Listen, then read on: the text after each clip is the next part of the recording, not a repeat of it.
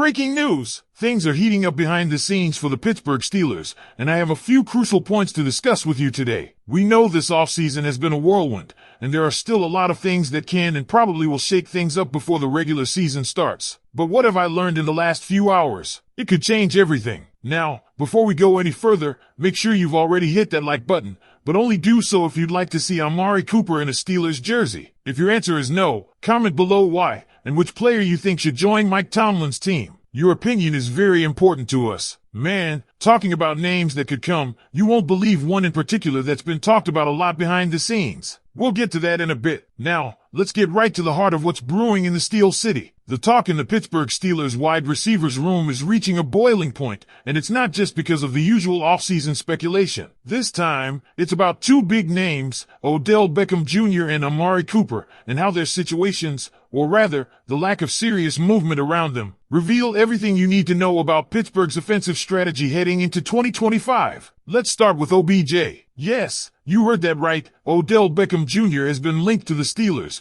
and not because of some fringe rumor. CBS Sports' Cody Benjamin recently suggested that Beckham could find a new home in Pittsburgh, with one of the main reasons being his longtime connection to new Steelers quarterback Aaron Rodgers. Remember, in 2021, Rodgers and the Green Bay Packers reportedly made a push to acquire Beckham. And again in 2022, there were rumors that Rodgers wanted OBJ in New York when he moved to the Jets. Fast forward to today, and Benjamin is basically saying, why not finally make this dream duo happen here in Pittsburgh? But hang on, because as intriguing as it sounds on paper, the reality tells a different story. Beckham hasn't looked like the OBJ we remember since that brutal ACL injury he suffered in the Super Bowl with the Rams. He sat out all of 2022, had a lukewarm year in 2023 with the Baltimore Ravens, just 3 touchdowns, overshadowed by younger receivers, and then barely made a ripple in 2024 with the Miami Dolphins. 9 receptions, 55 yards, 0 touchdowns. That's not just a dip in production, that's falling off the map. And here's the real kicker. He doesn't bring what the Steelers are clearly prioritizing in their receiver hunt, run blocking. The direction this front office is going? They want physical, fundamentally sound receivers who can make an impact beyond flashy routes and one-handed catches. Guys who can dig in, block with intensity, and complement a ground-and-pound offense. Roman Wilson, although unproven, is already ahead of Beckham in that regard. Calvin Austin III, though explosive, also lacks that physicality in the run game. That's where things get even more interesting when we look at Amari Cooper. Steelers fans have been tossing his name around for months as a potential WR2 upgrade. And on paper, sure, Cooper's still a slick route runner with veteran savvy. His efficiency even improved at the end of last season with the Bills compared to his time in Cleveland. But again, the issue isn't the routes, it's the run blocking. Word is, Arthur Smith, the Steelers' offensive coordinator, and the front office don't want another finesse guy who won't lay a body on someone. Cooper, with his reputation for low-effort blocking and a declining production curve, just doesn't fit the mold they're chasing. So who does fit that mold? Well, the Steelers have reportedly reached out to the Green Bay Packers about Romeo Dew and Dontavian Wicks, 2 young,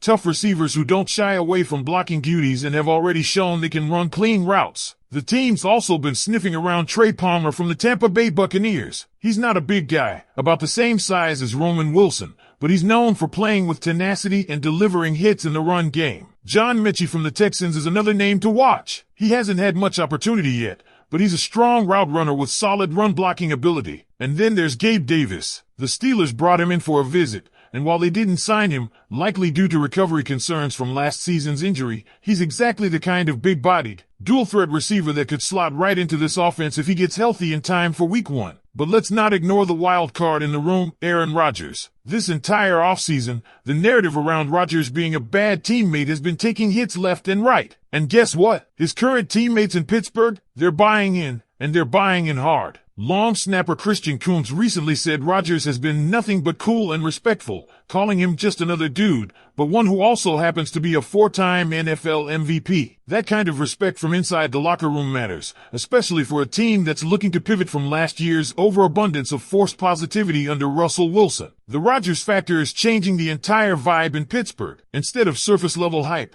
we're talking about accountability, experience, and a guy who knows how to command an offense and manipulate a defense like a chess master. And that's exactly why the Steelers are being so meticulous with their WR2 search. It's not just about talent. It's about fitting the identity and philosophy this team is building around its new quarterback. So I've got to ask you, Steelers Nation, what do you think? Should the black and gold make a push for a big name like Odell Beckham Jr. or Amari Cooper? Or is it smarter to chase younger, grittier, more complete players like Dew, Wicks, or even a healthy Gabe Davis? Drop your thoughts in the comments. And now, diving deeper into what could be the Steelers' most underrated moves of this offseason, let's talk about the wideouts who might not be headlining ESPN, but could become hidden gems in the Steel City. We're shifting the spotlight to a few under-the-radar names from the UFL. Yes, you heard that right. The United Football League, and how these players could actually make a legit impact on Pittsburgh's 2025 roster. There are 4 receivers from the UFL that have recently turned heads with their performances, and don't laugh, because the track record of players jumping from spring leagues to the NFL might be limited, but it exists. Just look at guys like Cavante Turpin in Dallas. He's not a pro bowler, sure, but he's carved out a real role on special teams and occasionally on offense. And the Steelers? They're paying close attention. First up, Siaosi Mariner from the Michigan Stallions. This guy led the UFL in receiving yards and made a splash in the championship game. At 6 feet 2 inches, he's got the height Pittsburgh likes on the outside, but he's a bit lean at 190 pounds. That raises the question, can he block the way the Steelers demand from their wideouts? Maybe not at an elite level, but he's proven he can produce, and that counts for something. In a WR room still hungry for playmakers, he could absolutely earn a chance to compete, especially if someone like Rock Taylor doesn't solidify his spot during camp. Then there's Chris Rowland from the DC Defenders. Now, this guy is a pure gadget player. Think of him as a human joystick. He played both wide receiver and running back, led the league in scrimmage yards, and he's a nightmare in space. And perhaps most importantly, he's a beast on special teams. For a team like Pittsburgh that still values versatility and depth,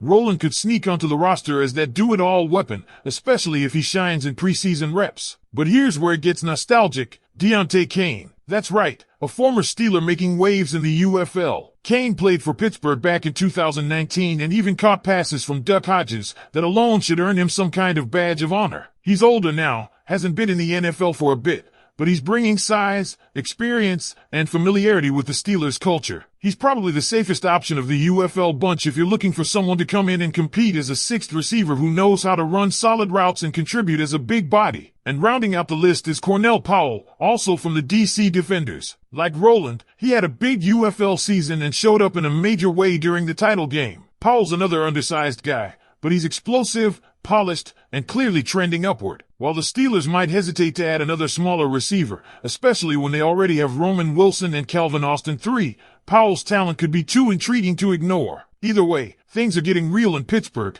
and every move Omar Khan and the front office make from this point forward will set the tone for the 2025 campaign. Stay locked in, because whether it's a surprise trade, an under-the-radar signing, or a camp breakout, we're going to break it all down for you right here. Make sure to hit that like button, smash that subscribe, and tap the notification bell so you don't miss a single update. And don't go anywhere, we've got more breaking news and fresh Steelers content coming at you fast. Let's go Steelers, here we go.